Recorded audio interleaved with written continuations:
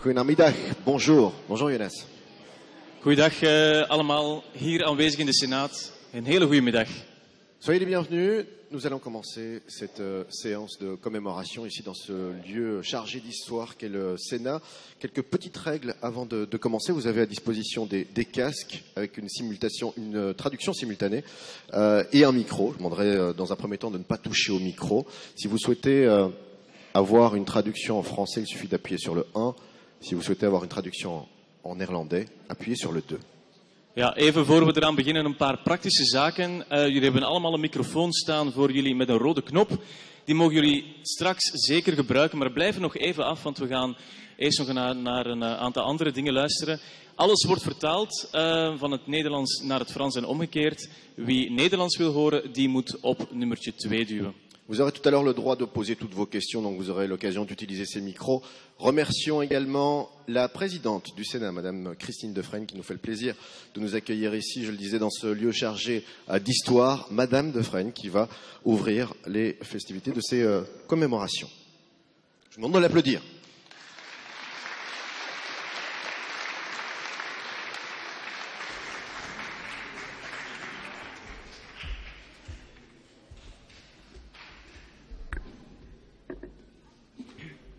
Geachte oud-strijders en verzetstrijders, mesdames et messieurs les anciens combattants et résistants, geachte collega's, chers collègues, dames en heren, mesdames et messieurs, burgers hier zo talrijk aanwezig, vous les citoyens si nombreux présents dans notre hémicycle, beste kinderen en jongeren, mes chers enfants, mes chers jeunes.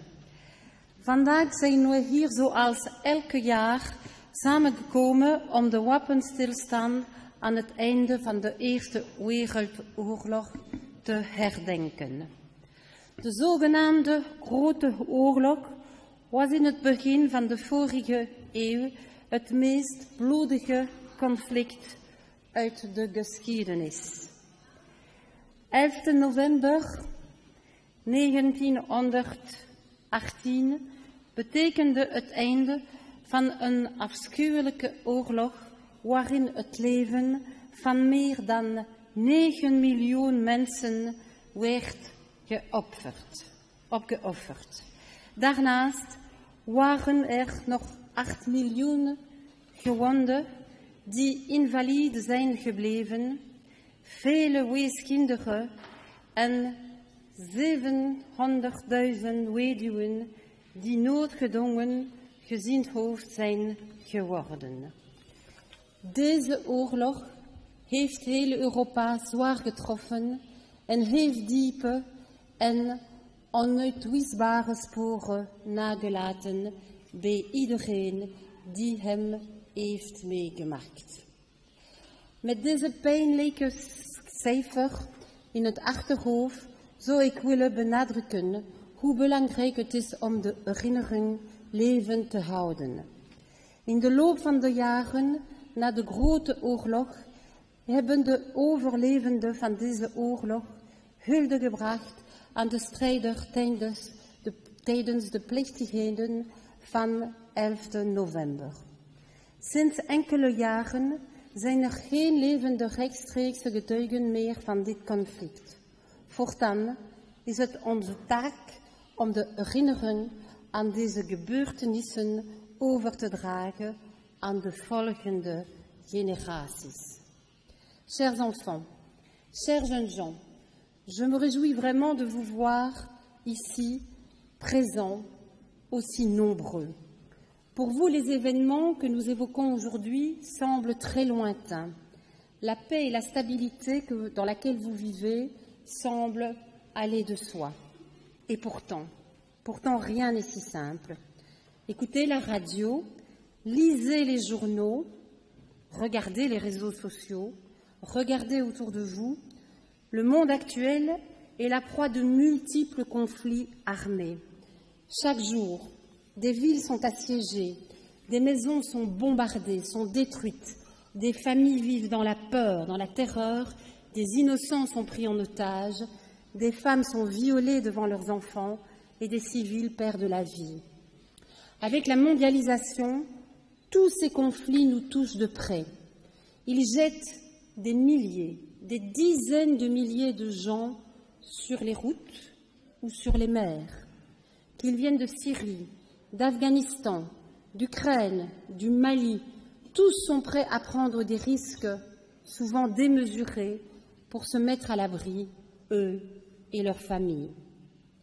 En 1914, c'est ici, dans notre pays, que les hommes se battaient. C'est ici que les maisons étaient détruites, que la population vivait dans la terreur. C'est ici que nous avions faim, que nous avions froid. Pendant 4 longues années, notre pays a connu l'occupation allemande, jusqu'à ce que, enfin, le 11 novembre 1918, l'armistice soit signé. C'est la mémoire de cette journée que nous célébrons aujourd'hui. Zoals jullie weten, noemen we deze oorlog van 14 tot 18 de Eerste Wereldoorlog.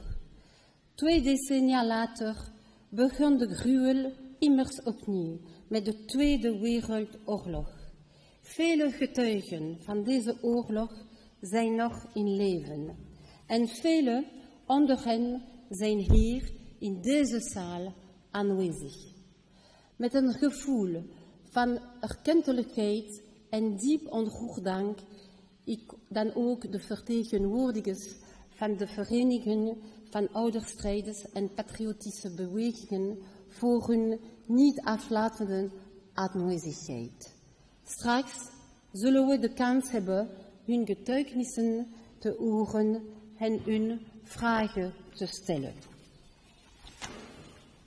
Mesdames et messieurs, dans le contexte géopolitique actuel, il nous faut plus que jamais rendre hommage à ces hommes et ces femmes qui ont sacrifié leur vie, leur liberté ou leur intégrité physique pour nous permettre de vivre dans une société libre et démocratique.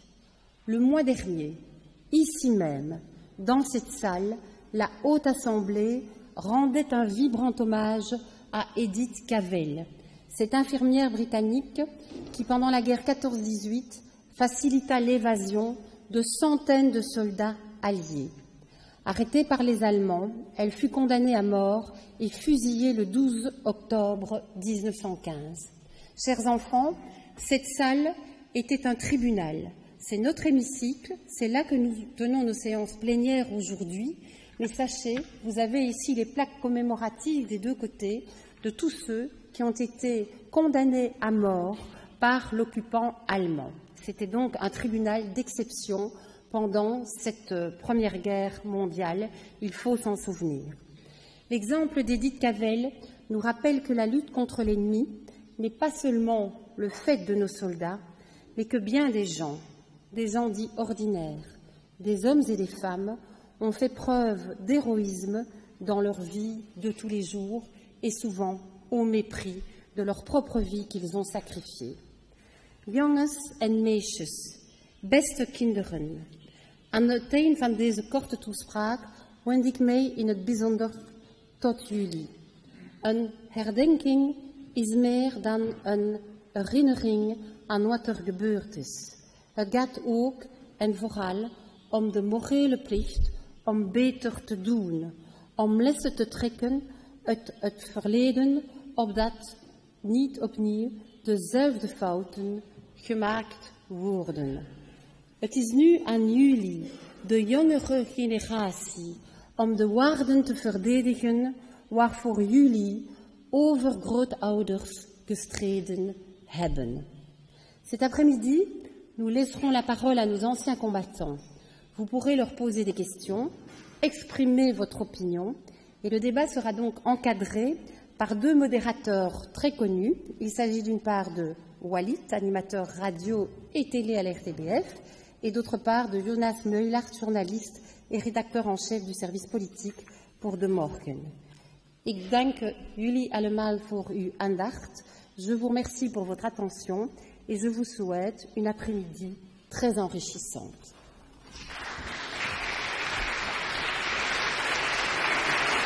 Merci, Madame Defrayne, présidente du Sénat. Ce Sénat, symbole de cette liberté que nous chérissons, ce droit fondamental que nous commémorons donc chaque année, car oui, depuis maintenant un siècle, le 11 novembre commémore la signature de l'armistice. 11 novembre, un jour de mémoire, donc aujourd'hui, un jour qui met fin à 4 années de guerre sanglante, atroce et meurtrière, Jonas. Ja, ook nog eens een hele goede middag en welkom iedereen in dit majestueuze gebouw. Het wint nooit als je hier staat, het is hier prachtig. We komen hier elk jaar opnieuw naartoe om 11 november te herdenken. Niet zomaar een dag, maar een dag waarbij de wapens zwegen op een bepaald moment in een oorlog die ook wel de Grote Oorlog wordt genoemd. De Eerste Wereldoorlog. En die oorlog wordt de Grote Oorlog genoemd omdat voor de eerste keer zoveel landen meevochten. 70 miljoen militairen hebben meegevochten. En 10, sommigen zeggen zelfs 20 miljoen doden zijn toen gevallen. Er werd gevochten in 2 kampen. Aan de ene kant had je Engeland, je had Frankrijk en Rusland die tegen elkaar vochten, de geallieerden. En aan de andere kant had je dan uiteraard Duitsland, Hongarije en Oostenrijk. En die vochten tegen elkaar 4 jaar lang tot één moment Walid de wapens zwegen. Effectivement, c'est à Rotonde, ce fameux 11 novembre 1918 à 5h15 du matin, dans ce wagon-restaurant du maréchal Foch, que fut signé l'armistice. Donc l'armistice ordonnant un cessez-le-feu immédiat et un retrait des troupes des champs de bataille. Ja, een zucht van verlichting die door Europa ging natuurlijk. Na 4 jaar lang vechten, eindelijk die wapenstilstand. Het is 100 jaar geleden bijna en toch blijven we hier elke keer komen om kransen neer te leggen en vooral om slachtoffers te herdenken. C'est donc la reconnaissance du pays tout entier à l'égard de l'ensemble des morts tombés pendant et depuis la Grande Guerre, qui s'exprime aujourd'hui, un hommage au courage et au patriotisme de ces anciens combattants, des anciens combattants présents également, ceux de la Seconde Guerre mondiale. Je vous demande de les saluer.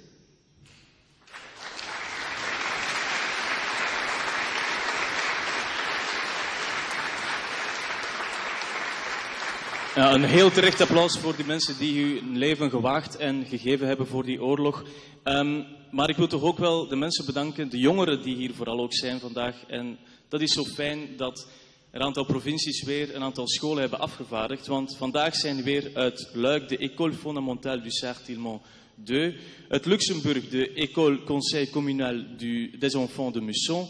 Uit Brussel de École Primaire de Eembeek. Limburg heeft ook een school afgevaardigd, de stedelijke basisschool Rapertingen uit Hasselt. En uit West-Vlaanderen de basisschool Sint-Lodewijkscollege, afdeling Immaculata uit Sint-Michielsbrugge. Ook voor jullie een applaus.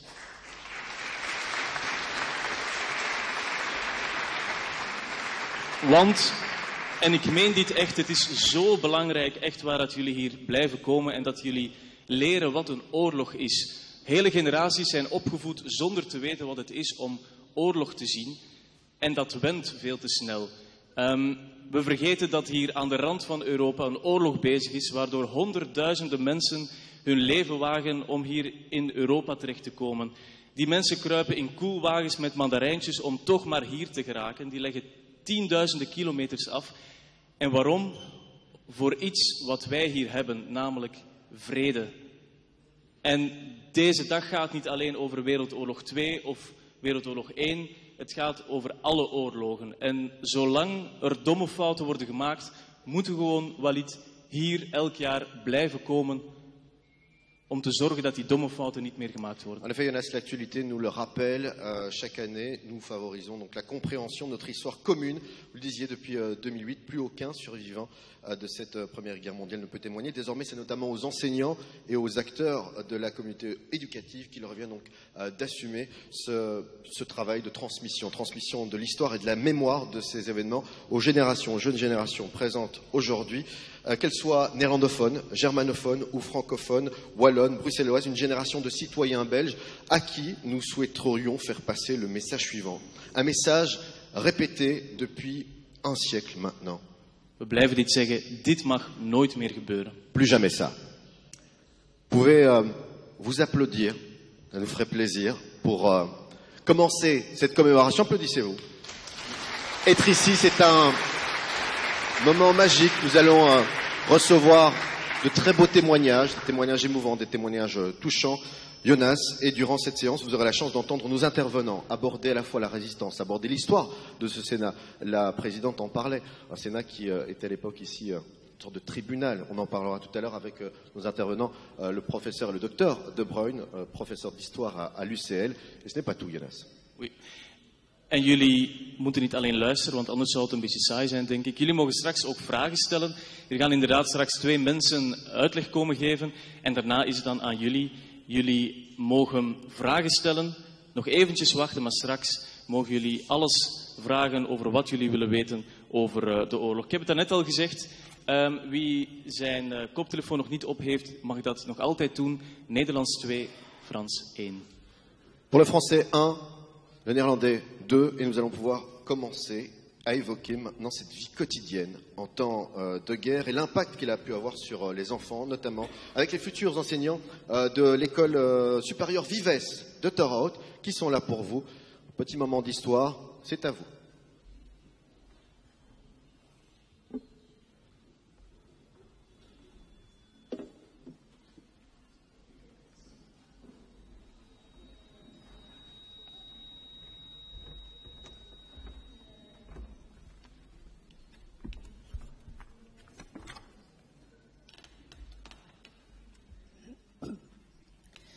Een doodgewone morgen in november.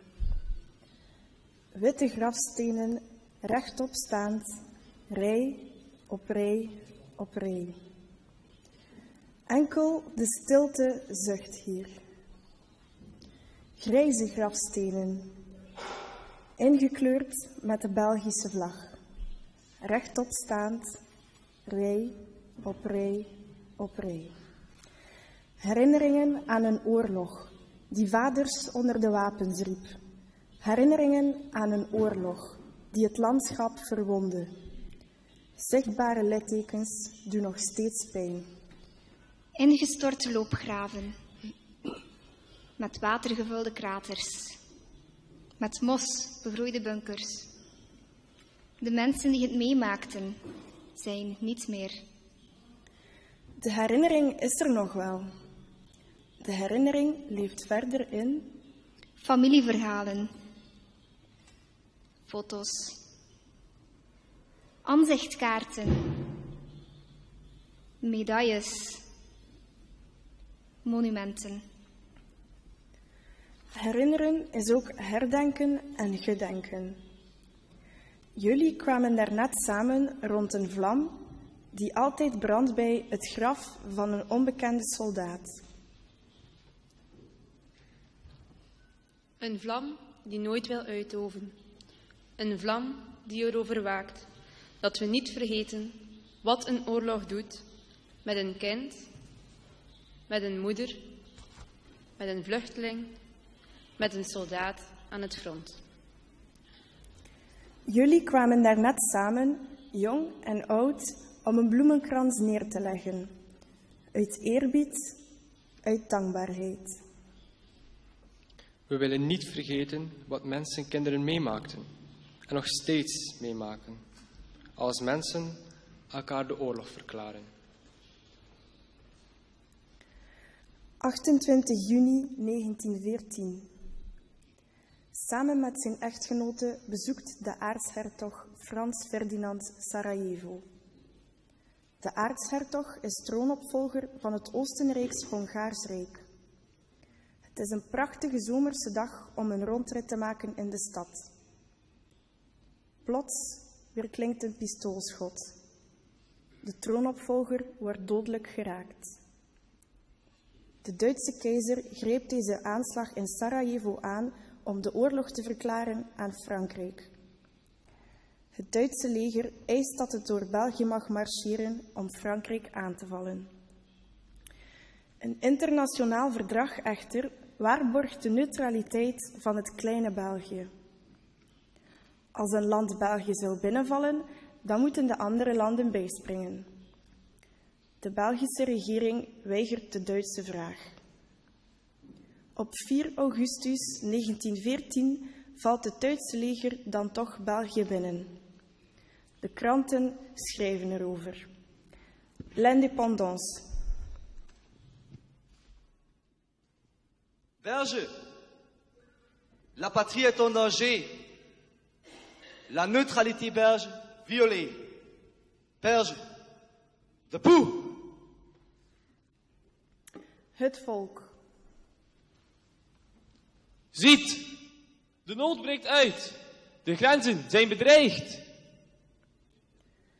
Zoals beloofd komen Franse en Britse soldaten België mee verdedigen. De wereld leeft mee met het leed in België. Poor little Belgium. Remember Belgium. Enlist today. Onmiddellijk bij de Duitse inval slaan duizenden mensen op de vlucht. Naar Frankrijk, Engeland of Nederland. De pastoor van Dikkebus bij Yper schreef in zijn dagboek: Rond 10 uur komen de eerste vluchtelingen toe. Wat een droevige stoet. Veel wagens vol kinderen en vrouwen. Voetgangers met zware pakken, anderen zonder iets, omdat ze de tijd niet gehad hebben om iets mee te nemen. Hier en daar een man die een koe leidt. Verdriet en moedeloosheid op hun gezichten. En toch in het hart de zoete hoop dat ze diezelfde week nog zullen mogen terugkeren naar huis. Tijdens de vlucht raken gezinsleden gescheiden. In de eerste oorlogsmaanden verschijnen advertenties in de kranten om elkaar terug te vinden. Op 30 augustus 1914 probeert Frans Laarmans uit Leuven zo via de Nieuwe Gazet een spoor van vrouw en kinderen te vinden.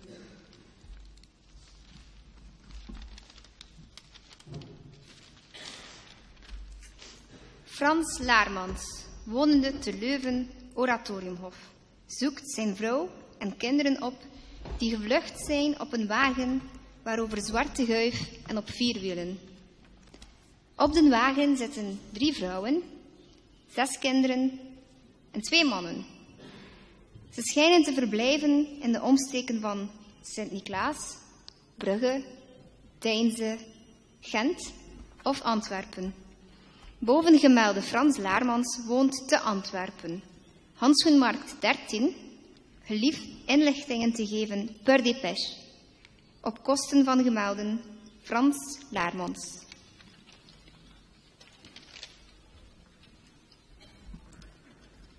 De troepen van de Duitse keizer veroveren in 2 maanden tijd het grootste deel van België en houden het bezet. In oktober 1914 valt de opmars van het 4e leger stil. Mijn naam is Hendrik Geraert, schipperszoon, geboren in Nieuwpoort. In Nieuwpoort mondt de IJzer in de zee. Ik ken de rivier, de IJzer, als mijn broekzak. Ik weet op welk moment men de sluizen van de afwateringskanalen in Nieuwpoort moet openen. Samen met de soldaten heb ik ervoor gezorgd dat het zeewater de polders binnenstroomde. Zo ontstond een groot binnenmeer tussen de Belgische en Duitse kampen. Ik riskeerde mijn leven. De sluiswachters waren gevlucht en dus hield ik 4 jaar lang de wacht bij de sluizen. Later werd ik afgebeeld op een bankbiljet. Les armées ennemies se font face dans le Westhoek. Parfois, elles sont séparées de 20 mètres à peine. Les soldats s'abritent dans les tranchées qu'ils ont creusées. Ces tranchées seront souvent leur tombe. Les tranchées sont consolidées par des planches et des poutres, et par des petits sacs remplis de sable ou de terre, comme on les utilise aujourd'hui encore en cas de risque d'inondation. Les soldats espèrent recevoir des nouvelles de chez eux, mais les Belges qui habitent le territoire occupé par les Allemands ne peuvent pas écrire aux soldats au front. Dans d'autres pays, les enfants ont la possibilité d'écrire à leur papa au front.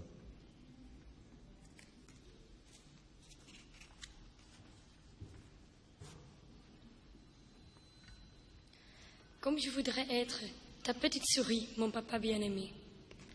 Je me loverai dans ta poche. Et comme ça, tu aurais une certaine consolation lorsque tu as du chagrin. Malgré que je sois bien petite, je vois bien que mon papa ne revient pas très vite à moi. Je vais à l'école tous les lundis. Je suis sage pour que tu sois heureux lorsque tu rentreras.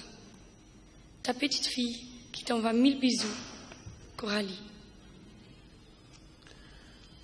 Le roi Albert Ier et la reine Élisabeth habitent La Panne, dans la dernière petite partie de Belgique restée inoccupée. Un jour, la reine Élisabeth reçoit une carte d'une petite fille qui, elle aussi, est réfugiée à La Panne. Madame la reine, des petites filles de mon âge m'ont dit que Saint-Nicolas est arrivé d'Angleterre à La Panne, chez nous. Comme nous sommes des réfugiés, il n'est pas venu. Ne voudriez-vous pas lui causer pour moi? J'ai 6 ans et demi. Recevez, Madame la Reine, l'hommage respectueux de mon attachement filial. Marguerite Van Stinkest, Villa Petit Pousset, 86, boulevard de Dunkerque, La Panne. Le monde entier est entraîné dans cette guerre. Les enfants du pays n'en reviennent pas. De voir tous ces soldats de couleur issus des 5 continents. Des hommes venus d'Afghanistan, d'Algérie, d'Amérique, d'Australie, de Birmanie, du Canada, de Chine, de Côte d'Ivoire, d'Égypte, d'Inde, de Jamaïque, du Mali, du Maroc, du Népal, du Pakistan, du Sénégal, de Tunisie et du Vietnam. Des hommes dont la langue et les chants se sont tus au combat. Des hommes dont un nombre important ne rentreront jamais chez eux. Des hommes dont le nom restera gravé sur une tombe blanche ou sur le mur des disparus. 4 années durant, les armées tiennent leur position. Une offensive est lancée de temps en temps, parfois au gaz.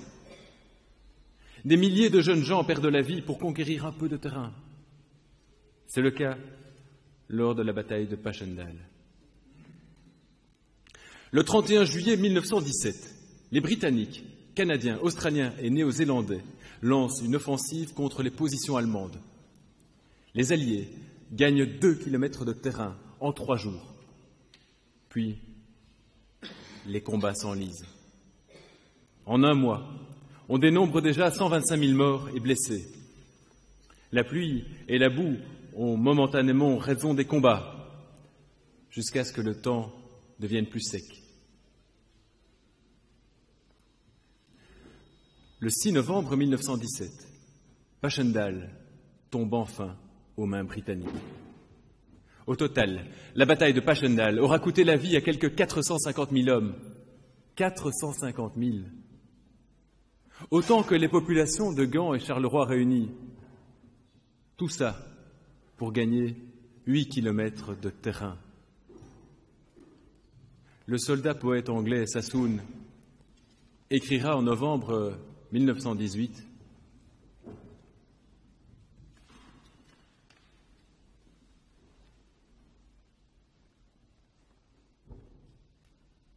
We died in hell.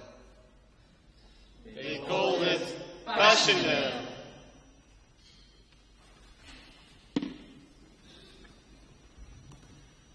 1918. Après 4 ans de combat, les Alliés, renforcés par le soutien des États-Unis d'Amérique, parviennent à faire une percée. L'armée allemande est repoussée.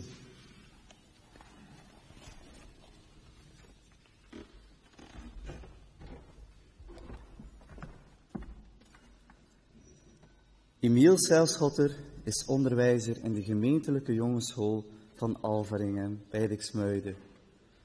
2 van zijn zonen, Louis en André, zijn soldaat in het Belgische leger. In zijn dagboek lezen we op 28 september 1918.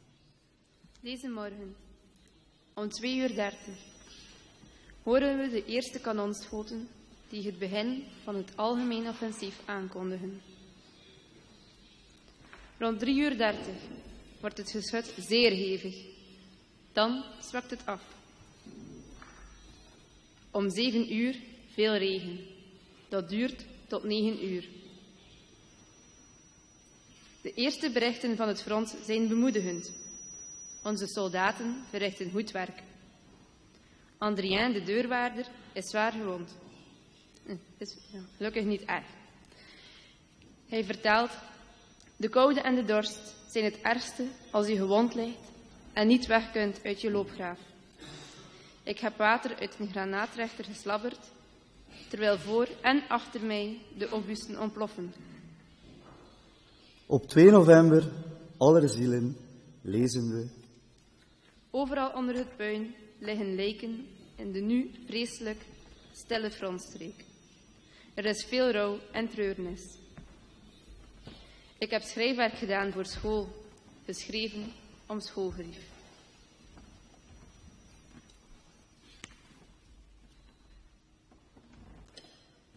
Nos pertes de soldats belges.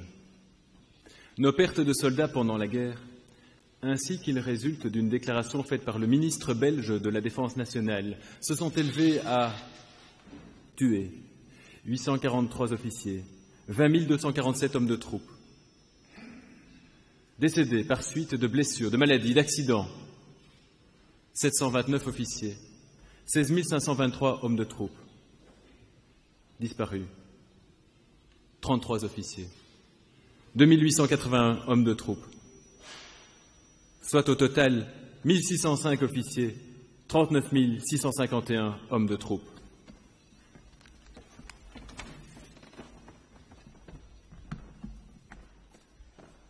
November 1918. In het Franse Compiègne, 80 kilometer ten noordoosten van Parijs, staan 2 treinen tegenover elkaar.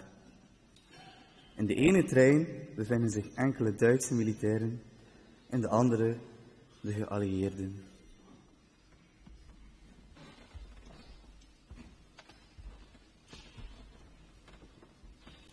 Le 11 novembre, à l'aube, les Allemands signent les conditions de l'armistice. En ce 11e jour du 11e mois de l'année 1918, à 11 heures, les armes se taisent.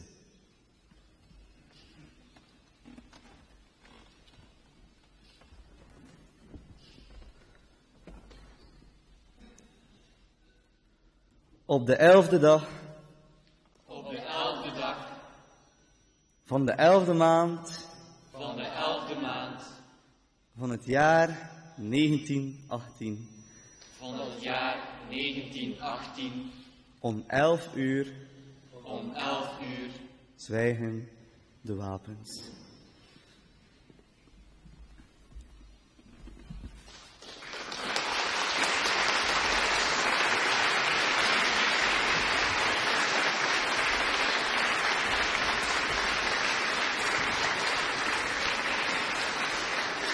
Les futurs enseignants de l'école Vives de Torhout qui nous ont conté un bout de notre histoire. Laissez-moi vous présenter à présent ceux qui vont nous éclairer sur ces périodes sombres de l'histoire. D'un côté, Monsieur Kopiters Wallang, je vous demande d'applaudir, qui va venir nous rejoindre, enfant durant la Seconde Guerre mondiale. Vous pouvez venir, Monsieur Kopiters, venez vous installer. Il nous racontera son enfance et abordera également le rôle de la résistance. Monsieur Kopiters, sous vos applaudissements. Et ce n'est pas tout, Jonas. Ja, en wie hier ook gaat komen praten is Emmanuel de Bruyne van de UCL. Die zal het ook hebben over het verzet, maar dan in de Eerste Wereldoorlog. Ook voor hem een applaus alsjeblieft. Voilà, applaudissez-les tous les deux. Nos intervenants aujourd'hui, vous aurez l'occasion de leur poser des questions dans un instant. Mais avant de leur donner la parole, le temps pour nous de mettre tout ça en place. Voilà.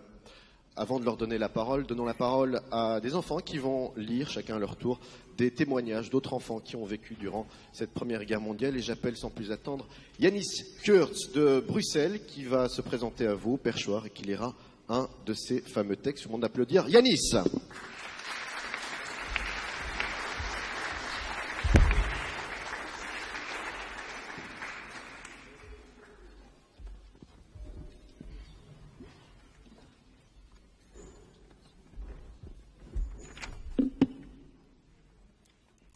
Témoignage d'André Lamsens.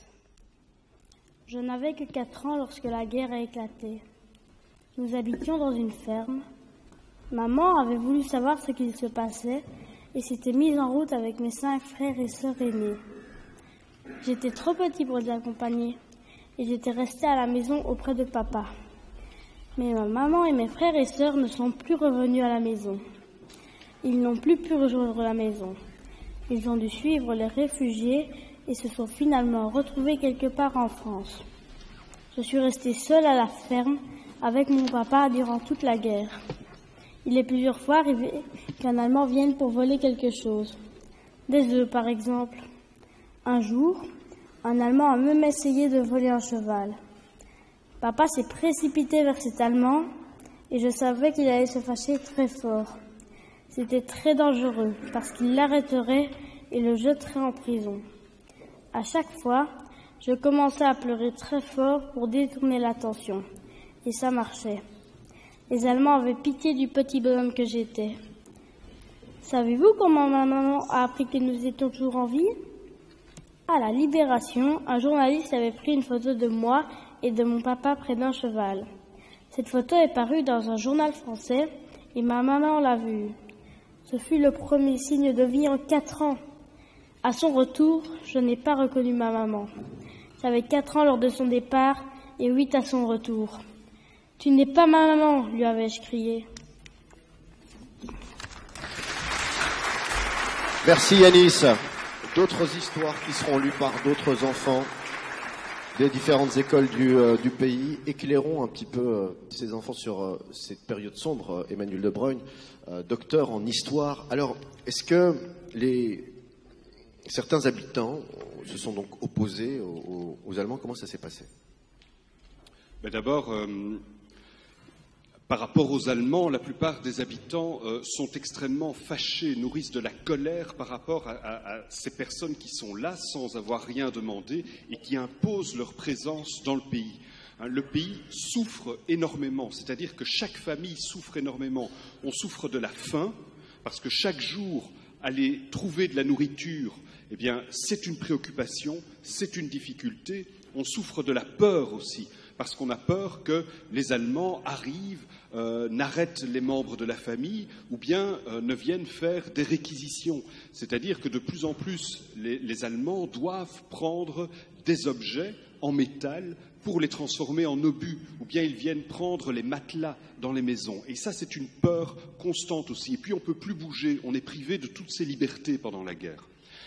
Alors, il y a une série de personnes qui vont essayer de faire quelque chose pour aider les Alliés, pour aider ceux qui se battent de l'autre côté du front. Et il y en a qui vont constituer des réseaux secrets qui vont espionner les Allemands, qui vont noter quelles sont les unités allemandes qui sont présentes, quels sont les canons, est-ce qu'il y a des Allemands qui se déplacent en train, est-ce qu'il y a des avions allemands qui sont postés à proximité. Ils vont essayer de faire passer ces messages aux Pays-Bas.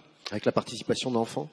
Oui, il y a des enfants qui participent. Il y a des familles entières qui participent. Depuis sa maison, toute la famille observe la ligne de chemin de fer, heure après heure, de jour comme de nuit. Alors, le père observe les trains, il prend note de ceux qui passent. La mère prend le relais, mais il y a certains moments où ce sont les enfants, eux aussi, qui participent pour que leurs parents puissent un peu se reposer. Et c'est comme ça tous les jours. Alors, est-ce que c'est dangereux, justement, de faire cet acte de résistance à l'époque?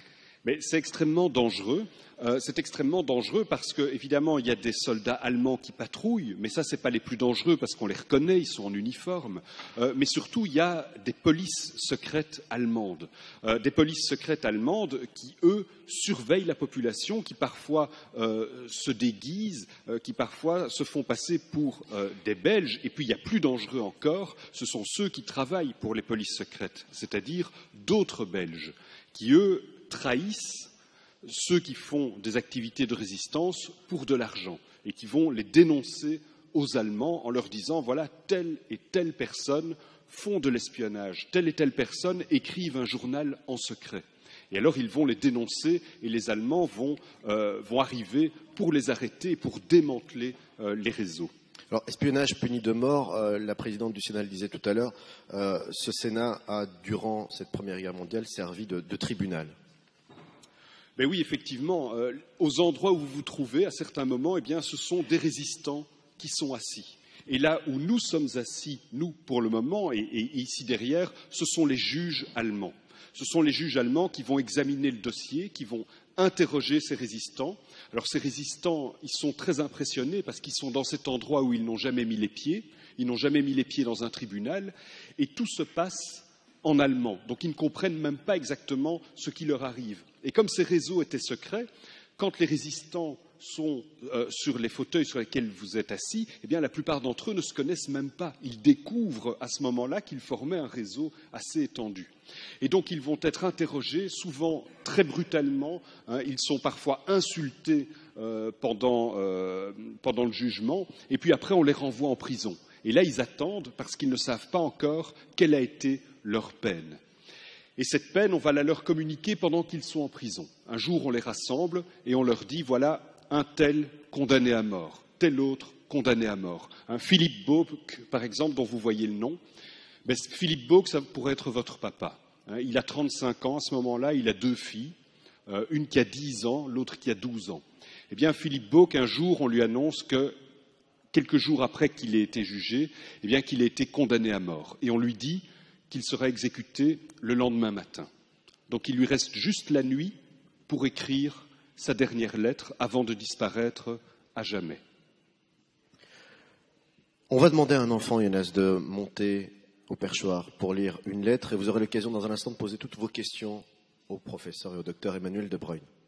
Ja, gaan we zo meteen dus vragen laten stellen, maar eerst roep ik graag Emma Laure Macquois uit Limburg naar voren, die, als ik me niet vergis, de getuigenis van Germaine Broekaert gaat lezen.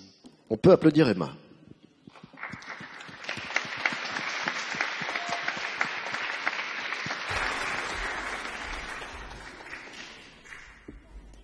Getuigenis van Germaine Broekaert. In 1914, als de Duitsers naderen, is mijn papa niet thuis. Hij is in Frankrijk voor zijn werk. Hij werkt daar op een boerderij als seizoenarbeider en we hebben al een hele tijd niets meer van hem gehoord. Op 19 oktober nemen de Duitsers Roeselare in. Soldaten komen ons huis binnen. We moeten naar buiten, zeggen ze. En ze bedreigen ons met de punt van hun bajonet. Onze buren staan ook al buiten.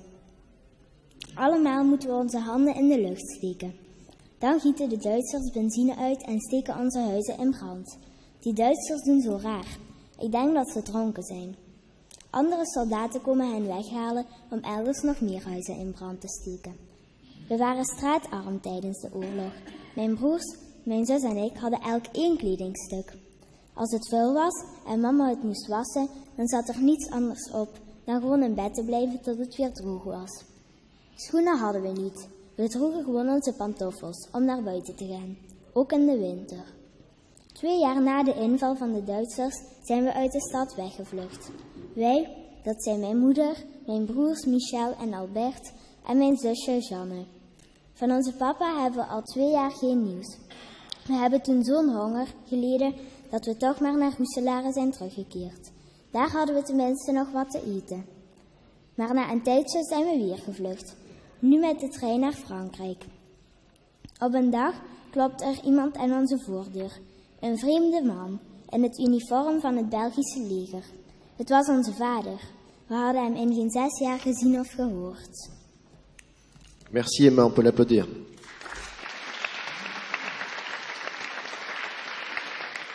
L'heure pour vous maintenant de poser vos questions à Monsieur De Bruyne, et je voudrais ouvrir le bal avec une première question, Monsieur De Bruyne. Est-ce que les enfants résistants de l'époque sont un petit peu les enfants soldats qu'on connaît aujourd'hui? Non, on peut vraiment pas dire ça parce qu'en général, les Allemands considèrent que les enfants qui ont fait des actes dans la clandestinité ont été influencés par leurs parents. Donc en général, ils sont remis en liberté. Mais parfois, ces enfants sont interrogés, sans violence en général, et on retient leur témoignage contre leurs parents. Donc ça, ce sont des moments qui sont affreux pour les parents et pour les enfants. Par exemple, dans le procès avec Philippe Bauque et Edith Cavell, eh bien, un des enfants est amené ici et on lui pose des questions sur sa mère. Est-ce qu'elle a été active dans la résistance? Et lui est tellement impressionné qu'il répond oui. Et donc, toute la salle est vraiment choquée par ce qui se passe, par le fait qu'on ait retenu les paroles de cet enfant pour condamner la mère. Et la mère va partir en déportation et elle ne reviendra que 3 ans plus tard, à moitié folle en plus. Alors, qui souhaite poser une question à Monsieur De Bruyne? N'ayez pas peur. Monsieur De Bruyne ne meurt pas. Il répondra à toutes vos questions, que ce soit en néerlandais ou en français.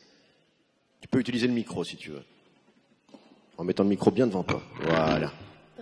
Est-ce que ça arrivait que les résistants aient en prison et n'aient pas de peine après? Tu veux dire qu'ils soient acquittés, c'est-à-dire qu'on leur dise au tribunal, vous pouvez rentrer chez vous? Oui. Oui, ça arrive que des résistants soient acquittés parce que la police secrète allemande ne parvient pas vraiment à trouver de preuves contre eux. Et il y a aussi autre chose qui peut arriver, c'est que des gens soient arrêtés par erreur. Et là, la police secrète allemande se rend compte qu'en fait, ils n'ont pas arrêté les bonnes personnes. Donc, ça arrive, mais c'est la minorité des cas. Il y en a finalement relativement peu. Merci. Première question de Yanis, qui souhaite poser une autre question. On voit là-bas au fond. Attends, je vais me déplacer. Attendez, bougez pas. Voilà. Comment tu t'appelles? Je m'appelle Lockman. Alors, Lockman, on écoute ta question.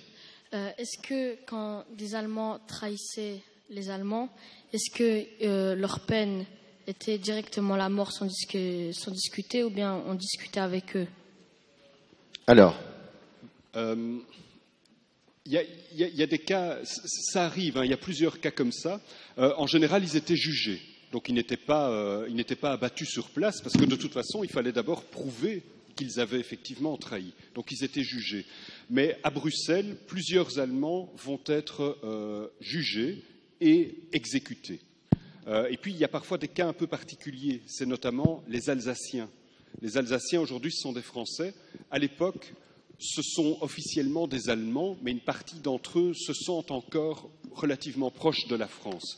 Et il y en a plusieurs qui vont être exécutés pour avoir espionné pour la France. Nouvelle question, mademoiselle. Quand il n'y avait plus de nourriture dans les tranchées, comment ils faisaient pour en avoir à nouveau? Mais quand il n'y a plus de nourriture dans les tranchées, il y a plusieurs moyens de s'en procurer. Il y a moyen simplement d'attendre, et parfois l'attente est très longue, parce qu'en fait, c'est un travail très dangereux que d'amener la nourriture en première ligne. On risque sa vie pour amener de la nourriture pour les autres, mais parfois il arrive, c'est par exemple le cas en 1918, les Allemands ont vraiment faim, ils n'ont pas assez de nourriture pour l'ensemble de leur armée, mais ils lancent une grande attaque à ce moment-là. Et une des choses que les Allemands font quand ils prennent la tranchée de l'adversaire, c'est tout de suite prendre la nourriture qui s'y trouve. Donc il y a du pillage aussi. Et on pille parfois chez l'habitant, et même assez souvent.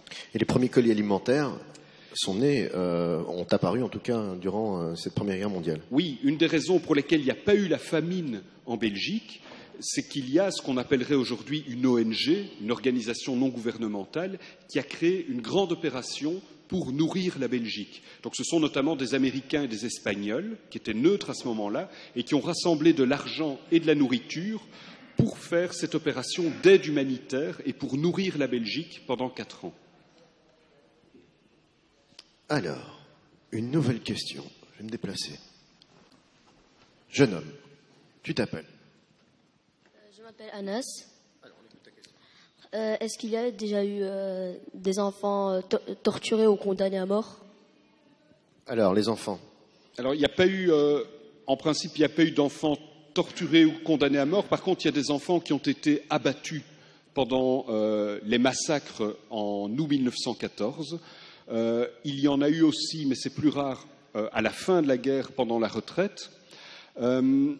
Et en principe, les enfants n'étaient pas torturés. Les plus jeunes condamnés à mort qui sont exécutés, ils ont 18 ans. Là, il y en a plusieurs. Mais plus jeunes que ça, on n'exécute pas. Alors, une petite dernière question avant de passer à la suite. Mademoiselle, avec vos lunettes, oui, c'est vous. Est-ce qu'il y avait des sortes d'avocats pour les résistants qui se trouvaient ici dans cette salle, ou est-ce qu'ils étaient tout de suite... Alors oui, il y avait des avocats. C'est-à-dire que parfois, des avocats belges peuvent venir pour les défendre, mais ils ne peuvent pas parler avec leurs, on va dire, clients avant le procès, et ils ne peuvent pas voir le dossier. Autrement dit, ils doivent improviser leur défense pendant le procès. Mais donc, ce sont uniquement des avocats qui parlent allemand, qui connaissent l'allemand, qui peuvent venir. Sinon, leur rôle ne sert à rien puisque tout se passe en allemand. Et ils font ça gratuitement. Mais ce n'est pas systématique. Les Allemands peuvent refuser qu'il y ait des avocats belges. Ça va arriver, par exemple, pour Gabriel Petit. D'autres questions dans un instant, avant de céder la parole à M. Kopiters, qui parlera justement de la résistance et du rôle de l'enfance durant la guerre. J'invite demoiselle qui se trouve juste là, si je ne dis pas de bêtises. Elle s'appelle Asma Bouyayou, elle vient de Bruxelles et elle, à son tour, va nous lire un texte d'un enfant qui a vécu durant la Première Guerre mondiale. Je vous demande de l'applaudir.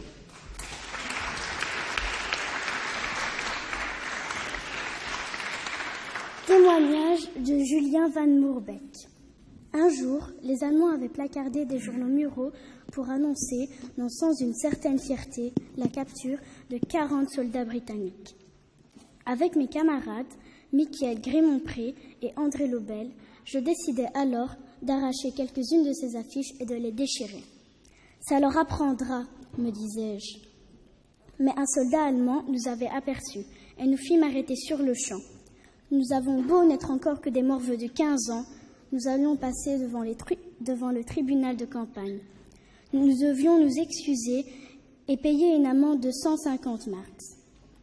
Si nous ne pouvions pas la payer, nous devrions passer 10 jours en prison.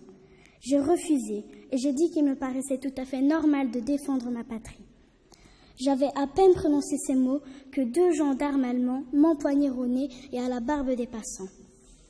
Au final, je me suis retrouvée 3 semaines en cellule et mes parents ont dû payer une amende de 500 marks.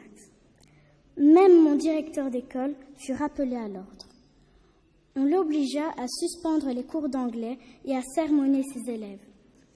Il vous est formellement interdit de lire les affiches, de les déchirer, de les souiller ou les endommager d'une quelconque manière. Il contrôla également la présence de matériel prohibé dans les pupitres et les cartables des enfants. Tout élève en infraction fut immédiatement sanctionné. Nous avions la peur au ventre. Le commando local allemand fit même réaliser une affiche relatant notre impudence et les peines qui nous avaient été infligées en signe d'avertissement. Après coup, je me suis dit que si j'avais su à quoi je m'exposais, je me serais bien gardé d'arracher cette affiche. Il n'empêche, je ressens quand même une certaine fierté. Merci, Asma.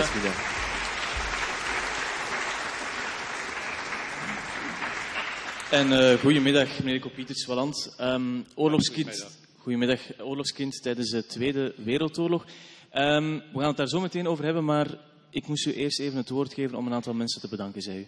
Ja, als wij hier zijn, is het om 11 november een speciale gedachte te hebben voor al deze die hun leven gegeven hebben, zowel in 1418, dan in 1445, dan in de Korea-oorlog en aan de missies dat met de Verenigde Naties hebben.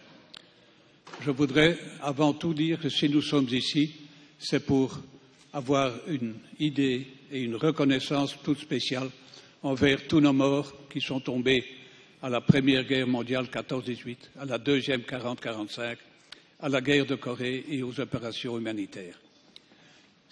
Als wij hier zijn, is om mevrouw De Vrein, voorzitter van de Senaat, te bedanken, om ons hier de toelating te geven om te getuigen in aanwezigheid van onze strijders, van sympathisanten en van de scholen.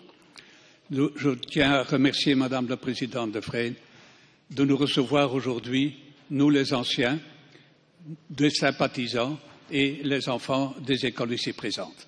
Ja, misschien nog een klein applaus voor mevrouw De Vrein en voor al diegenen die in oorlogen hebben gevochten.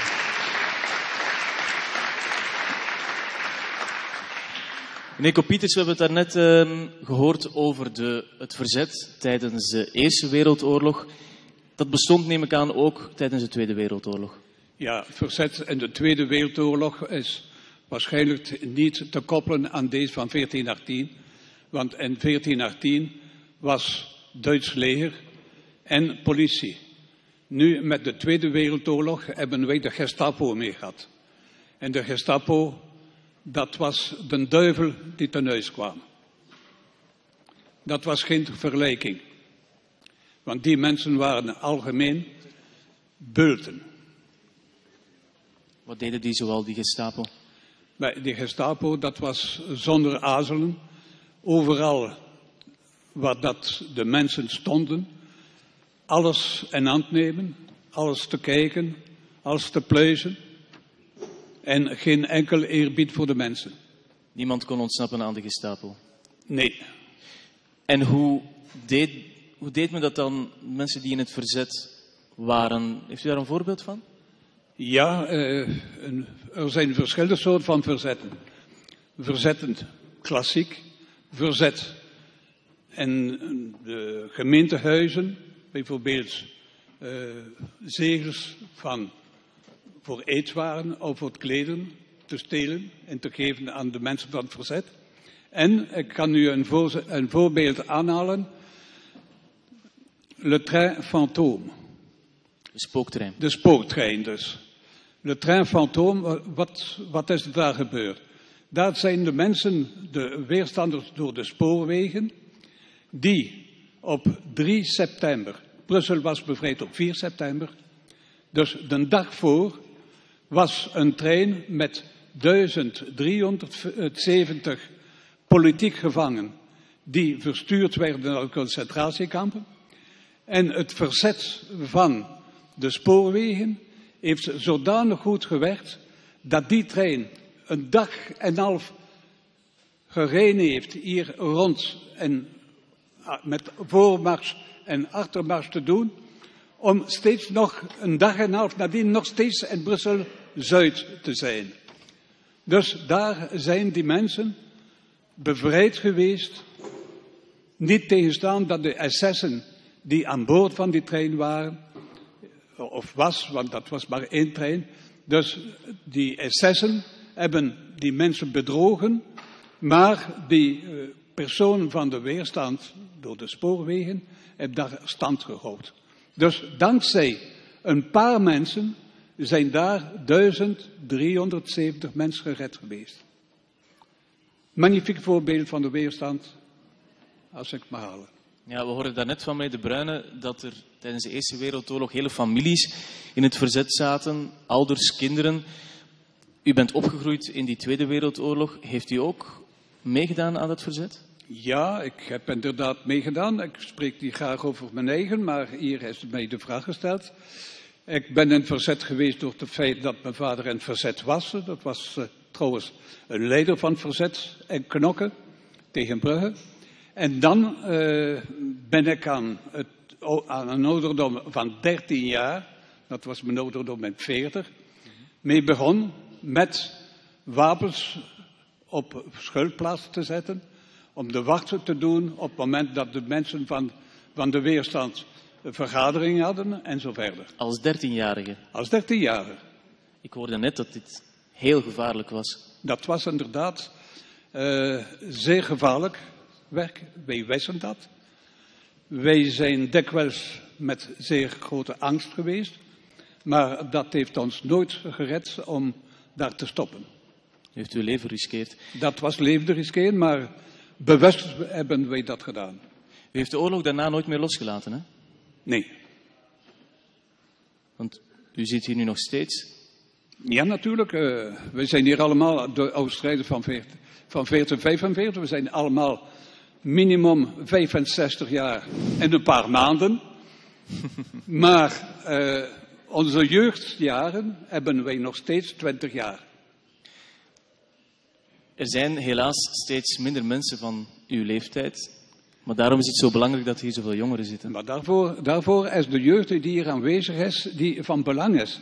Want onze fakkel moet ze een hand overnemen en onze attachement aan België voortzetten. Aan u te doen, het wordt tijd dat u aan meewerkt. En al die schoolkinderen die hier aanwezig zijn, wil ik die boodschap overlaten. Ja. Donc, à tous les enfants des écoles qui sont ici présents, je voudrais vous demander, suivez l'exemple de vos anciens, c'est à vous de prouver que vous êtes fiers d'être Belge. Voilà, kijk, direct een taak voor de jeugd.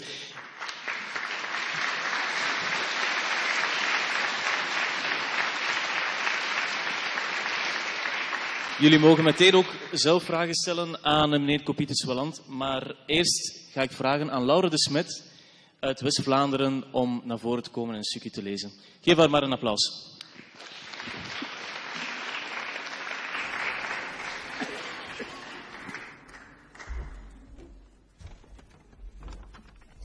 Getuigenis van Maurits de Kank. Tijdens de oorlog bleef ik op de boerderij in de Korte Wagenstraat wonen, samen met mijn ouders en mijn broers. In de buurt stond een Duitse veldkeuken, maar ook een wc in open lucht. Weet je hoe ze die wc maakten? Ze klopten palen in de grond en daartussen legden ze een lange stok. 'S Morgens stroopten ze hun soldatenbroek en hun lange witte onderbroek af en zaten dan met hun bloot achterste over die stok hun behoefte te doen. Allemaal netjes naast elkaar. Ze maakten het er gezellig. De ene zat de krant te lezen, een andere zijn pijp te roken of wat te kletsen. En ze zaten er lang. Als de hoop onder hen te groot werd, verplaatsten ze de toiletstok wat. Mijn broers en ik, we hadden dat allemaal zitten afloeren en we hadden het grootste plezier. Op een dag kregen we een prachtig idee. Als we nu die stok een beetje zouden doorzagen. Zo gezegd, zo gedaan. En de eerste keer dat de soldaten op straat moesten gaan marcheren, zaagden we stiekem de stok half door. De volgende morgen lagen we al vroeg achter de haag te loeren. En inderdaad, de ene Duitser na de andere kwam op de stok zitten. Maar er gebeurde niks, tot hun dikke hoofdman erbij kwam. Ineens, krak, de stok midden door. Al die Duitsers met hun achterste kaken en hun eigen, je weet wel, gevloek, getier, lelijke woorden, wij verdwenen zo rap als de bliksem. We zijn die dag maar uit de buurt gebleven van de Duitsers. Maar iedere keer dat we elkaar aankeken, schoten we in de lach. Mooi verhaal, dankjewel Laure. Zijn er vragen voor meneer Coppieters-Waland? Ja, zeg maar. Hoe weet men nu alles zeker? Want er waren wel oud-strijders, maar die kunnen toch ook niet alles getuigen. Dus hoe weet men alles zeker hoe alles is gebeurd? Waarom zijn we zo zeker wat er is gebeurd tijdens de oorlog? Want jullie waren er wel, maar zijn jullie wel... Weten we wel het hele verhaal? Ik begrijp niet helemaal. Wat het meisje denk ik wil weten, is hoe we te weten zijn gekomen wat er tijdens de oorlog precies gebeurd is. Door de mensen die het overleefd hebben natuurlijk. Ze waren er natuurlijk bij. Zij zullen het wel waren geweten erbij, hebben. dus wij hebben dat meegeleven.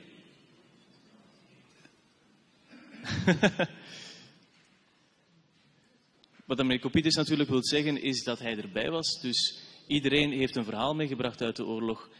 Ze hebben gevochten. En als je al die puzzelstukjes samenlegt, dan doe je het werk wat de historici doen. En die vertellen het hele verhaal van de oorlog. En dat is zo dat veel van de oud-strijders die politiek gevangen waren in Duitsland, als die mensen weerkeerden, die mensen werd niet geloven omdat het onmogelijk was om zo een droeve toestand over te leven te hebben. De realiteit was zodanig moeilijk en slecht dat de mens dat niet wou geloven. En meneer Batens, die daar is een van de getuigen van. Mijn vader, die 3 jaar en een half concentratiekamp gedaan heeft, heeft thuis nooit over die zaak gesproken. Dat was zodanig gruwelijk dat mocht niet meer naar buiten. Maar gelukkig zijn er mensen die dat wel hebben gedaan, zoals u zelf ook, en die verhalen de wereld insturen. Is er nog een vraag voor Mirko Pietersweland? Juste là, petite précision et un témoignage. Appuyez sur le petit bouton. Ja. Voilà. Bon, si vous permettez, je voudrais bien tirer une petite conclusion en ce qui me concerne pour la Seconde Guerre mondiale. Je pense que notre génération va transmettre aux générations qui nous suivent une dette que nous avons contractée envers les États-Unis d'Amérique et envers la Grande-Bretagne et le Commonwealth. Cette dette, nous ne la devons pas pour de l'argent, ou de l'armement, ou du ravitaillement. Nous la devons pour les dizaines de milliers d'hommes jeunes qui sont venus d'outre-Manche ou d'outre-Atlantique et qui sont morts chez nous, loin des leurs, en nous apportant la liberté. Mais cette dette, nous la devons également pour les dizaines de milliers de mères et de jeunes épouses pour lesquelles ces flammes de vie qui se sont éteintes ont marqué la fin tragique de tant d'années d'amour et d'espoir. La détresse de ces femmes est résumée en quelques mots sur la tombe d'un soldat britannique à Bruxelles. Une veuve ou une mère, en dessous du nom et du grade, a marqué « Pour le monde entier, il était un simple soldat. Pour moi, il était le monde entier. » Je vous remercie. Dank u wel. Merci.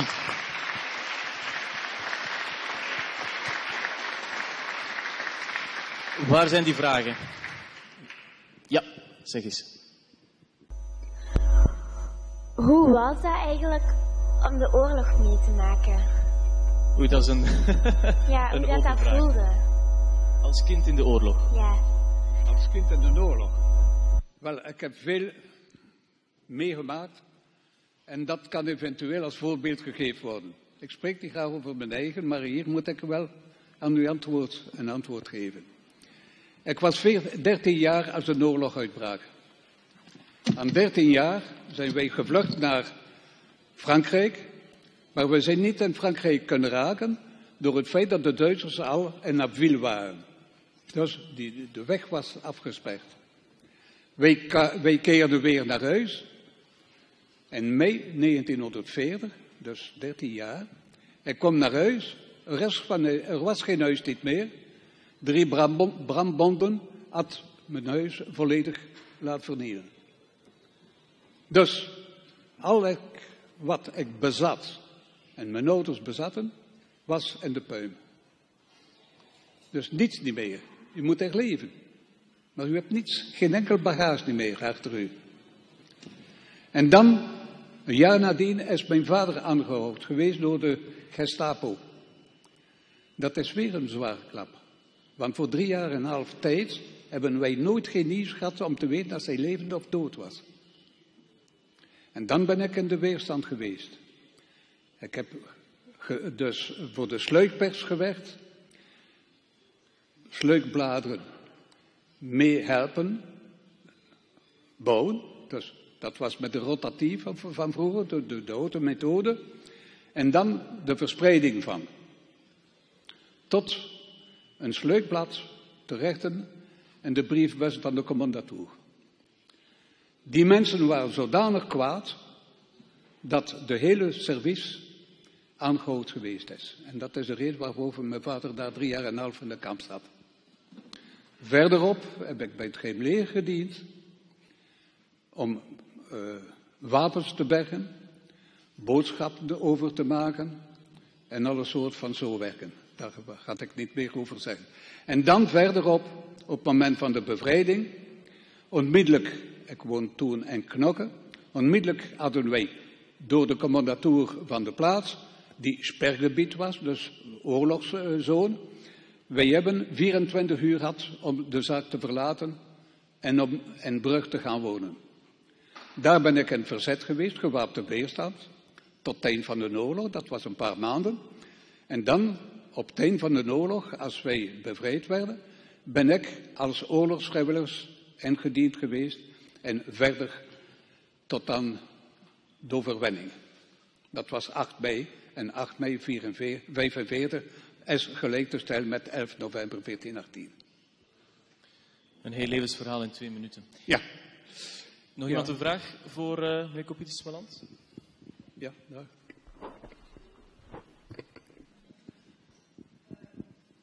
Micro.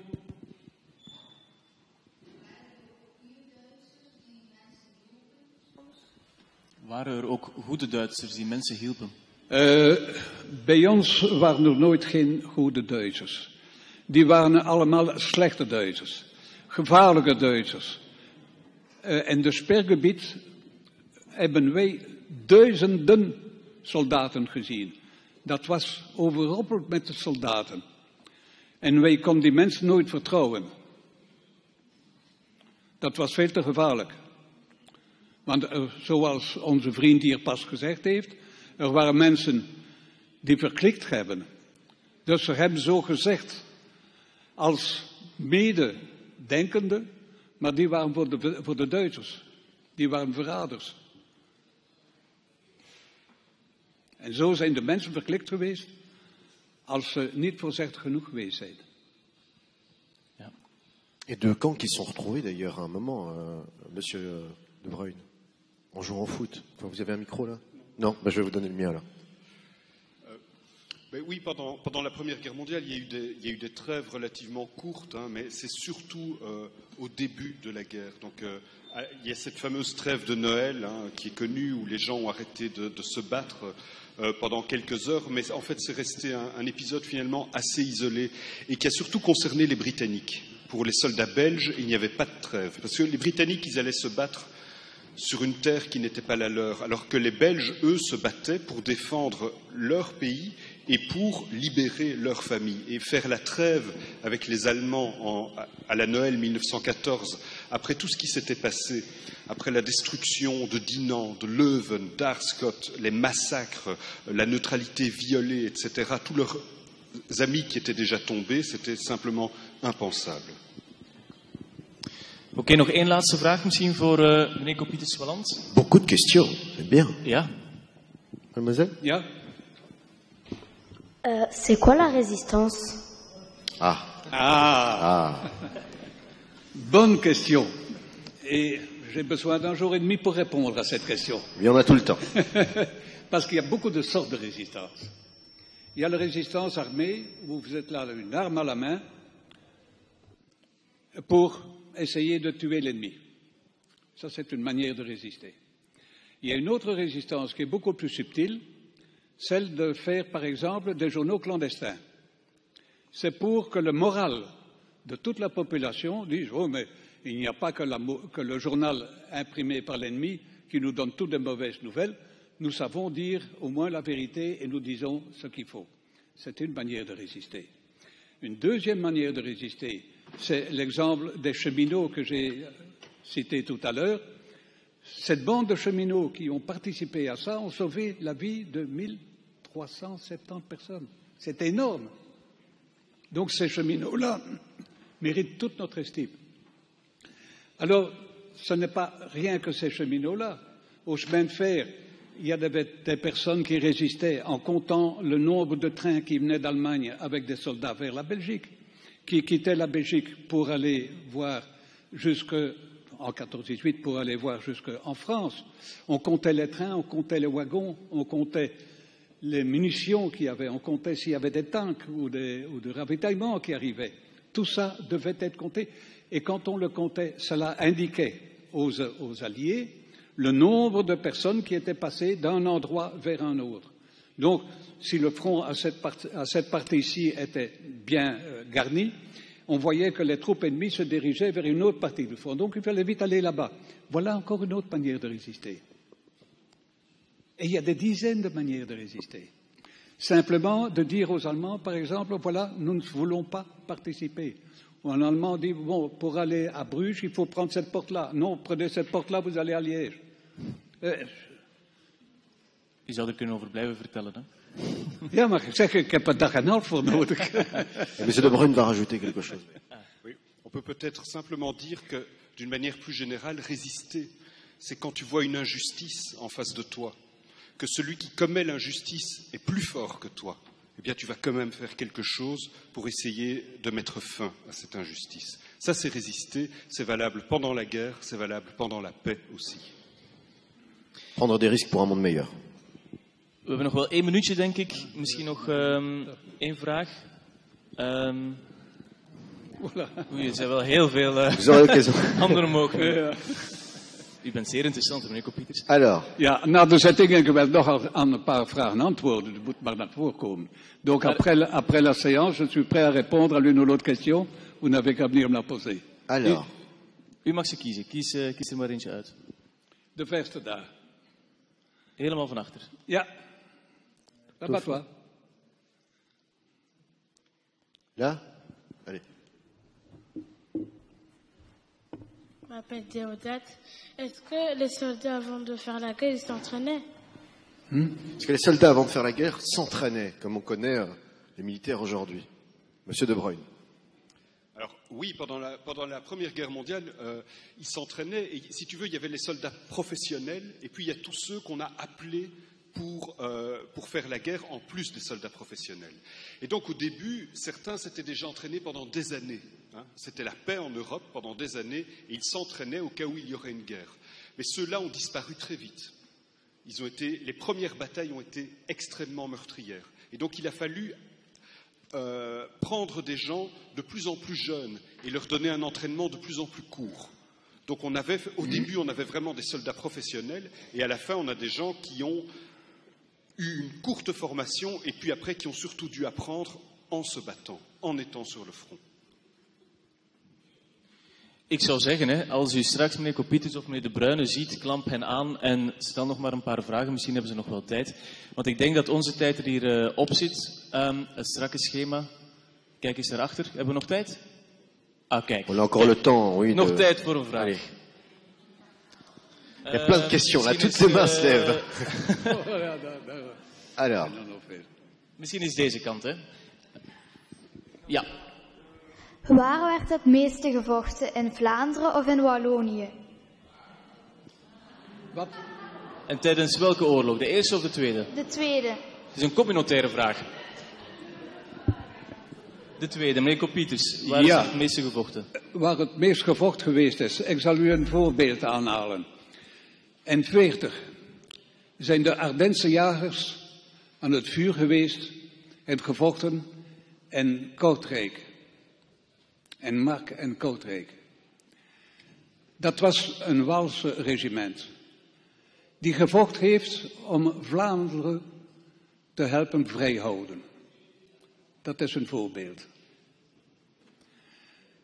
Andere voorbeelden zijn er van de andere kant ook. Als wij in de tijd iemand die gevallen was, de eerste vraag om te gaan helpen was die om te vragen, is het een Vlaming of een Waal? Of een Brusselaar? Nee, we zijn allemaal kameraden en allemaal op hetzelfde niveau. Daar is absoluut geen verschil geweest. Absoluut. En ze waren allemaal even dapper. Vriendschap, kameraadschap. Een vraagje daar achteraan? Micro, alsjeblieft. Of een beetje luider spreken. Je vais me déplacer, attendez, ça va être beaucoup plus simple. Restez à votre place, restez un peu. Meneer Kopieters, wat zou je eigenlijk allemaal willen doorgeven aan de nieuwe jeugd about de moed nooit te opgeven? Ja. Iemand die niet capabel is om verder te doen, heeft geen reden om te bestaan. U moet altijd iets willen doen. Maar niet alleen iets willen doen, maar iets doen. Iets verwezen. Als u een klap krijgt, een deurklap voor uw neus, moet u niet omdraaien en zeggen, het is gedaan, ik ga weg. Nee, klop maar weer. En die deur gaat open. Blijven vechten. Blijven vechten. Donc je voudrais répéter, si vous avez un ennui ou une réponse défavorable un jour, ne vous laissez pas abattre, posez la deuxième fois la question, la troisième fois la question et continuez à poser la question et à activer dans le sens que vous voulez. Et vous arriverez à faire passer votre idée. Il faut vouloir. Vouloir, c'est pouvoir. Laatste vraagje.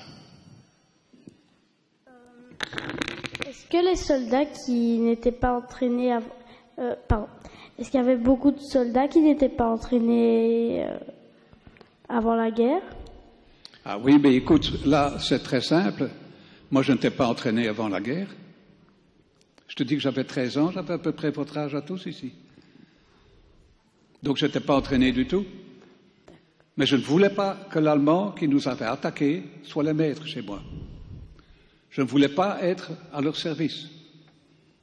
Je ne voulais pas leur obéir. Alors, on bloquait de tous les côtés. C'est ça. D'accord, merci. C'est peut-être la différence qu'il y a entre un soldat et un résistant. Un soldat, il va être entraîné. Parfois, il ne pourra être qu'un tout petit peu entraîné, mais il va quand même recevoir de l'entraînement. Un résistant, il ne sait jamais ce qui va lui arriver. Mais même s'il n'a pas été préparé, eh bien, au moment où il sent qu'il doit faire quelque chose pour stopper une injustice, pour lutter pour une cause, eh bien, il va quand même le faire, même s'il n'est pas entraîné, même si rien ne l'a préparé. Oui, et je voudrais te répondre encore ceci, en plus. Ce n'est pas en faisant de la résistance, comme on vient d'en parler ici, et croire que toutes ces personnes qui ont fait de la résistance n'ont jamais eu peur. C'est pas vrai. Tout le monde a eu peur. Moi, j'ai eu très souvent très peur. Mais ça ne m'a pas empêché de le faire. Il faut vouloir. Pendant la guerre, j'ai à un certain moment dû donner de la nourriture à des personnes qui étaient cachées. Ils étaient recherchés par la Gestapo. Et ils ont pu s'enfuir par bateau vers l'Angleterre. J'ai participé à cette évasion. Eh bien, pendant des semaines, j'ai apporté à manger à ces braves-là. Il fallait leur donner un peu de nourriture chaude. Et ils étaient cachés dans des maisons différentes. Jamais 2-3 jours de plus dans une maison. Eh bien, c'est le soir qu'on faisait ça. Le soir, il faisait noir. Et quand il fait noir, quand il n'y a aucune lumière à la rue, il n'y a aucune lumière dans les maisons, quand il fait noir, c'est très noir. Eh bien, tu crois voir un Allemand derrière chaque arbre. J'ai eu peur pour faire ça, mais je l'ai fait.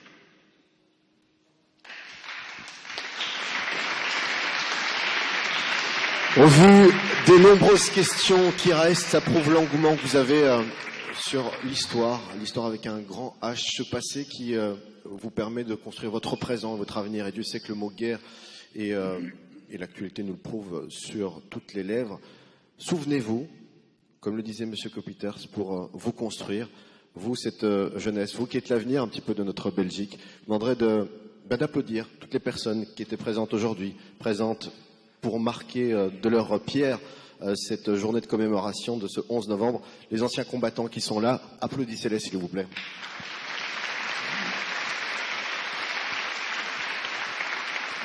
Merci également à Madame Defresne de nous avoir accueillis ici au Sénat. Et la journée, votre journée va se poursuivre. Vous allez pouvoir continuer à poser vos questions. Vous allez également pouvoir continuer à visiter ce magnifique endroit qu'est le Sénat, Jonas. Ja, en ik wil jullie nog enkel bedanken voor hier te zijn. Ik hoop dat jullie ook allemaal iets geleerd hebben wat oorlog echt betekent. Dat het niet is zoals wat de films zeggen dat het is, of de computerspelletjes, maar dat het echt leven is, zoals meneer Copiters hier ook heeft beschreven. En Niet alleen jullie wil ik bedanken om hier te zijn, maar ook de mensen van Vives voor de uitstekende evocatie en de twee heren hier voor hun getuigenis. En vooral de senaatsvoorzitter ook. Heel erg bedankt. Ik hoop dat jullie nog een fijne dag van maken. Het is heel mooi weer, toch voor de tijd van het jaar. En ik hoop u volgend jaar opnieuw te zien. Rendez-vous l'année prochaine, rendez-vous également dans très peu de temps et merci aux intervenants, à monsieur Copiters pour ce travail de mémoire, à monsieur Emmanuel De Bruyne, aux étudiants de l'école Vives de Torhout et merci à vous d'avoir fait le déplacement pour vous souvenir et cette journée se poursuit. À bientôt.